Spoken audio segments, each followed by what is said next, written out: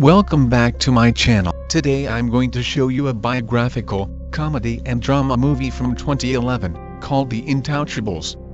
Front spoiler, attention and caution. Late at night in Paris, Driss drives his boss Felipe around the city. When waiting on the road became too boring, Driss broke the speed limit and started driving quite fast, avoiding other cars and not paying attention to road signs. The police then started chasing him and Driss bet €100 that he could lose them. But after passing under the bridge, the police caught up with him, ambushing them from both sides. Driss didn't seem too worried. This time he bet €200 to find them an escort. The police got him out of the car and then he started acting up, acting offended and telling them that Felipe couldn't move and was taking him to the hospital. The officers had evidence of this when they found the wheelchair in the truck, and when they approached Felipe they saw him twitching, which was also an act. Considering this an emergency, the police forgive Driss for exceeding the speed limit and offer them an escort to take him to the hospital. To celebrate the success of the bet, Driss plays September from Earth, Wind and Fire, and when they reach their destination,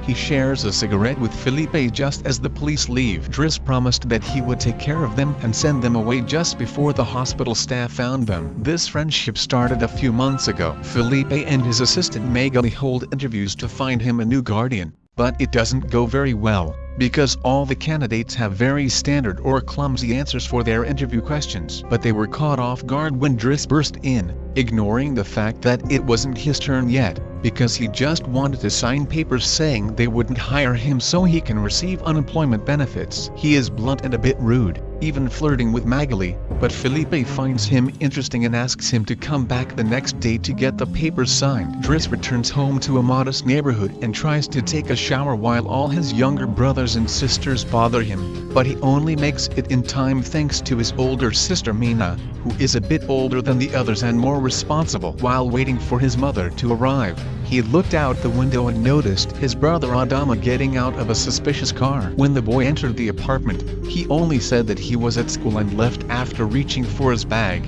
which made Driss even more certain that he was doing something. In the evening, his mother came. He gave her a Fabergé egg that he had stolen and told her that he was on vacation when she asked him. But she was not happy to see him, because he had disappeared for 6 months and had never called, and now he suddenly appeared as if her house were a hotel. Since she had completely accepted all his lies and she had other children to take care of, she kicked him out and told him not to come back. Driss spends the night smoking and snacking with neighborhood friends. The next day, Driss returned to Felipe's house to get the papers, and he was received by the housekeeper, Yvonne, who showed him around and told him about Felipe's daily life. She also showed him the room he will reserve for her itself with its own bathroom. Driss couldn't help but stare into the bathtub before being dragged to Felipe, who gave him a piece of paper signed by but also a job opportunity. Driss accepts a month's probation, and Felipe tells him he bets he won't last 2 weeks. After carrying the things to his room, Driss learns how to take care of Felipe. He needs to learn how to keep his legs stimulated, put him in a wheelchair, help him bathe and change. Things get awkward when Driss finds out that he has to wear high socks for him and even wipe his butt after Felipe goes to the bathroom. But no matter how much he complains and talks, he will eventually not accept these tasks as part of his job. That evening, while having a snack on the roof, he is interrupted by Felipe's daughter, Eliza, and her boyfriend Baston, who are looking for a private place to hang out, and he kicks them both out outside after refusing to share his views. Beer. Driss quickly gets used to everyday life with Felipe, even if he makes mistakes at the beginning that he learns from, such as giving the phone to Felipe instead of holding it to his ear or forgetting baby monitor while bathing. He also learned to organize his mail into different folders. Most of the letters he opened were for Felipe, but there was a bunch of private mail that he wasn't allowed to see. When he finds a flyer advertising female escorts, he decides to create a file just for these instead of throwing them in the trash like Felipe said. But in this new life, it's not just about work. Driss always makes sure to have a good time. He continues to try in vain to woo Magali, and sometimes even calls for escorts join him in bed. One morning, After Yvonne came to his room to scold him for being late, she found about 55,555 dangerous weapons in his bag, but she had not yet commented on them. Driss's job today is to drive Felipe, but he refuses to put him in the back of his truck as if he were a cargo ship, so instead he puts him on a inch luxury cars not much used. Felipe, who at first found this inappropriate and said one had to be pragmatic, quickly became excited about the idea of a fast journey, more and less boring, even if Yvonne still disagrees. When they try to leave the building, a neighbor parked in their driveway, ignoring the sign on the door that said it was forbidden. Driss wasted no time and chased the guy, grabbing him by the shirt and threatening him until he moved the car. Felipe is impressed by his actions, but Yvonne, once again, disagrees. The couple goes to a museum, where Felipe plans to buy a work of art that Driss thinks isn't worth anything because it's just a red stain on a canvas. Later, Felipe meets one of his relatives who tells him that everyone is worried about Driss because he can be violent. We also found out that he has a criminal record, but Felipe doesn't care. He likes Driss because he doesn't pity him and doesn't hesitate to joke with him. After another failed attempt to woo Magali, Driss has dinner with Yvonne in kitchen while listening to Felipe write a letter to Magali, pretending that it was a private conversation. Yvonne turned off the baby monitor and explained what was going on. Felipe was corresponding with a woman named Eleanor. Here were the letters which he did not leave open for Driss, but he never met Eleanor in person. Their relationship was entirely through letters. Speaking of love, Driss teases Yvonne for the looks the gardener always gives her before going to bed. The baby was trying to sleep when he heard strange sounds coming from the baby monitor. Felipe was having trouble breathing. He couldn't ignore it no matter how hard he tried. Driss came into his room and gently guided him through the attack with soothing words and a damp cloth to wipe his face. Felipe finally falls asleep, only to wake up a moment later and say he needs air. This time, Driss did not hesitate. He put Felipe in a wheelchair, covered him with a blanket and took him for a walk by the river. This was the first time Felipe had seen Paris at night in a long time, and now that he was more relaxed he explained to Driss that the medicine didn't have much effect and that sometimes he felt seeing phantom pains when he saw the girls passing by. Felipe also admitted that he was incapable of pleasing women because of his situation, but he could still feel a certain satisfaction when the ear is massaged. It is a sensitive area. When the phantom pain threatens to reappear, Driss shares one of his joints with Felipe, who is skeptical at first but eventually falls in love with him. They then went to a restaurant, where they joked around while eating, and Felipe decided to tell more of his story. He met his wife when they were students, and shortly after their marriage, she suffered 5 miscarriages and was diagnosed with an incurable and terminal illness. That's when they adopted Eliza. Felipe has always loved competitions, extreme sports and speed, and a paraglider gave them of those. During a paragliding session, bad weather caused him to fall and break a vertebra, even as he maintained that his real weakness was not the chair but living without of his women. After joking again, Felipe remembers the date and realizes that Driss has successfully completed his 1-month probationary period, so he is now officially engaged. But he has to start by returning the Faberg egg he stole because it was a gift from his wife. She gives him one every year, and he has exactly 25, which is for their time together. The next day, Driss went to talk to Mina after school. She was a bit sad because he didn't reply to her text messages except asking her to find the egg. She also talked to him about some police who called them house. He then visited Adama, who admitted to having been found with 30 grams on him. Driss wanted to take her to lunch but Adama refused and got in the suspicious car like before. Driss was then allowed to be present while Felipe wrote the letter to Eleanor for Magali. He finds this purple prose boring and Felipe should be more straightforward. He is also confused to learn that this has been going on for 6 months and they have never exchanged photos. When he finds her phone number on one of the letters, he takes this as a sign and calls her, forcing Felipe to pick up the phone and finally talk to him in addition to writing. Their conversation went so well that Felipe is now on the phone with her all the time, even before he and Driss attended the opera, during which Driss laughed and mocked the page's dress. The next day, Driss persuaded Felipe to agree to exchange photos with Eleanor and choose someone in a wheelchair. Later, while he's painting, if you are still watching this video then please like, share and subscribe my channel.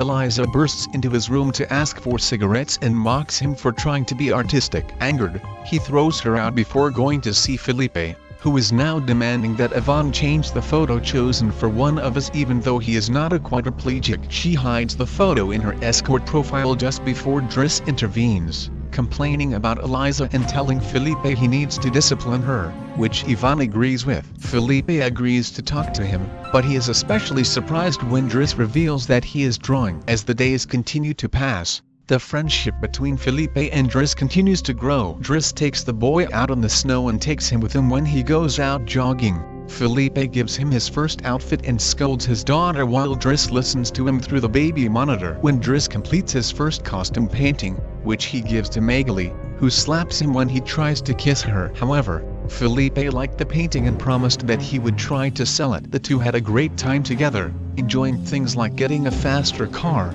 sharing things in common, and even hiring an escort together. When Felipe's birthday came, he wasn't very excited. Every year he pretends to be surprised that they are having a party and has to meet all these relatives who only come to see him that day to check if he is alive or not. Felipe says this will be quite boring. While he and the guests listen to live classical music, Driss finds Eliza, who is crying in her room after taking some of Yvonne's pills, which won't kill her like she expected. The reason she was sad was because Baston broke up with her and called her a whore, so she asked Driss to talk to the guy and he agreed to do it for a price. Meanwhile, Felipe shows Driss's painting to his relatives and convinces him to buy it for 11,000 euros. Driss returns to the dining room and talks to Yvonne, who tells him that Magali is in a relationship with a certain Fred but things are pretty rough right now, which gives hope for Driss. As the party begins to wind down, Felipe plays Driss some of the most important songs in the history of classical music, but he can only joke in response. After the band finished, he brought out his iPod and played Boogie Wonderland from Earth, Wind and Fire before starting to dance in the middle of the floor. He's a great dancer and he even convinced the rest of the group to join him and dance with him, which Felipe enjoyed watching. Later, when Felipe goes to bed, Driss opens Eleanor's last letter to him. She sent him a photo, showing that she was quite beautiful, and told him that they would meet next week when he visited Paris. The day of the meeting arrived. Yvonne and Driss took Felipe through dozens of outfits until they found the perfect one. And since Yvonne is the one who will take Felipe to the meeting, Driss takes advantage of his day off to visit Baston and threaten him until the boy agrees to apologize to Eliza and he brings croissants every day. He also asked her to do her hair. Next, he visited his mother at work but only to observe her from afar. At the restaurant, Yvonne and Felipe are waiting for Eleanor, who arrives very late. After an hour of waiting, Felipe gave up, called Driss to ask him to take him there, then left the restaurant without realizing Eleanor had also arrived at the same time. That same night, Felipe took Driss with him on his private plane and gave him the money he received from the sale of the painting, which made him extremely happy. They reached the countryside the next morning and Felipe decided to go paragliding, taking Driss with him. Driss wanted nothing to do with it, but after initial panic, he ended up enjoying the experience. When they returned home, Idama waited for Driss and was scolded when he saw the scars on his face. Idama still doesn't want to tell Driss what's going on in his life, so Driss makes him wait in his room while he calls Mina to tell her not to worry and to go to sleep. But Felipe is not yet sleepy. After making Driss look at a painting with him, he asks her questions about her family, which Driss initially doesn't want to talk about, but eventually relents. Turns out Idama isn't technically his brother and his parents aren't actually his parents. They're his aunt and uncle. They brought him from Senegal when he was 8 years old because they couldn't have children. His real name was Bakary Bassari, but since other children also had that name, they called him Idris, and it became Driss. One day, her aunt miraculously conceived, and after her uncle's death, there were other men and other children, just like how Driss told him about Eliza. Felipe points out to him that Idama needs discipline, so he fires Driss so he can be there for his family because he can spend all life to take care of a family. Old man. The next morning, after Baston delivers his daily croissants while having better hair, Driss packs his bags and prepares to leave. Magali comes to say goodbye, and when Driss tries to woo her one last time, Magali introduces her to her partner Fred, short for Farik. It turns out Magali isn't interested in men, and Driss has given up. Leaving the house, He gave the baby monitor back to Yvonne and teased her for lying to him about Magali just to annoy him. In return, she gave him the escort profile he had started, and he was disappointed to discover that the photo he had chosen was hidden there. Driss threw away the file, but he kept the photo for himself. When he went out, he discovered a car blocking the entrance, so he asked it to move even though he no longer worked there. When Adama asked him, Driss replied that it was a matter of principle. A few hours later, the brothers went to pick up their mother at the station. While stayed at home, Felipe had dinner for the first time with his new guardian, who found stuffy and boring, and Felipe decided to leave him without paying attention. Take a bite. Because Yvonne had a meeting with the gardener, no one was there to scold him. Days passed. Driss returned to her old life. He found his old friends and told the guys in the suspicious car not to bother Adama anymore. When he appeared in an interview where he didn't have enough experience, he convinced the employer by calling himself pragmatic and using all his knowledge art he acquired while working for Felipe. This helped him get a job as a driver. Felipe continues to hate his new guardian and is often in a bad mood. One night, he refused to let anyone in the house help him with his ghostly pain, so Yvonne called Driss and asked her to come. That's how they got into the situation in the first place, with 16 police officers chasing them first and then escorting them to the hospital. After this little adventure, Driss drives Felipe to the beach, and the view of the sea calms Felipe down. Sometime later, Driss took care of Felipe's bushy beard before taking him to lunch at restaurant, but he did not stay because someone else would keep Felipe company today. Driss wishes him luck and finally returns his egg before leaving, and Felipe begins to worry about being alone until he sees who his date is, Elnor, who was delighted to see it and did not disturb the chair at all. The real Count Felipe Pazo de Bargo now lives in Morocco. He remarried and has 2 daughters. The real Driss, real name Abdel Yasmin Salo, owns his own business and is also married and is the father of 3 children. The two remain very close friends to this day. If you like this video, then please don't forget to press the like and subscribe button. Thanks for watching.